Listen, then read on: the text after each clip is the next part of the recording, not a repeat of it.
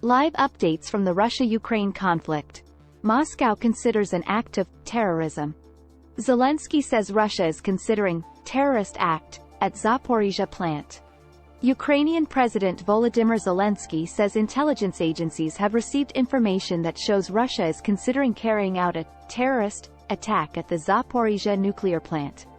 Russian President Vladimir Putin is reportedly considering carrying out a terrorist strike at the Zaporizhzhia nuclear reactor, according to Ukrainian President Volodymyr Zelenskyy.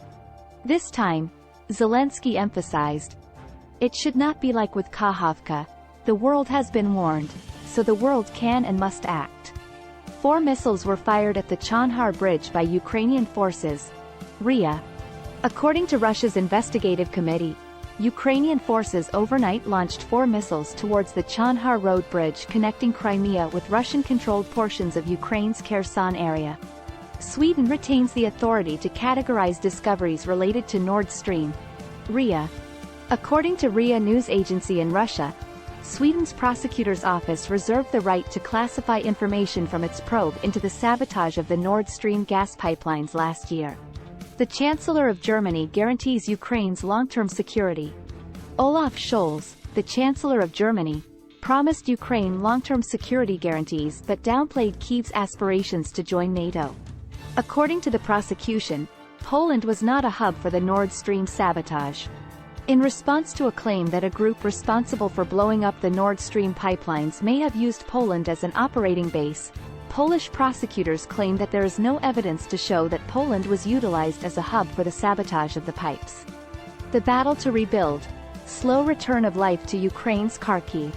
Several months after the area was retaken in September of last year, reconstruction efforts are underway in the Ukrainian city of Kharkiv. The battle to rebuild.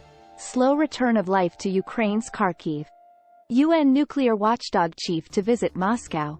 Rafael Grossi, the head of the IAEA, will travel to Russia on Friday, according to the Interfax news agency. Discussions about the Russian-run Zaporizhzhia nuclear power facility in southern Ukraine are most likely to be held by Grossi. Russia says considering U.S. request to visit jailed journalist.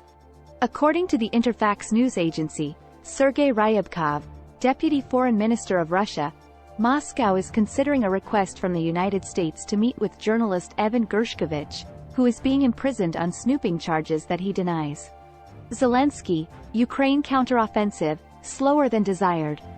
The counteroffensive launched by Ukraine against Russian soldiers has been slower than desired, according to President Volodymyr Zelenskyy, but Ukrainian forces will not be coerced into accelerating. Russia says 3 Ukrainian drones downed near Moscow. Russia claims to have shot down 2 drones that were flying near the storage facilities of a local military unit west of Moscow.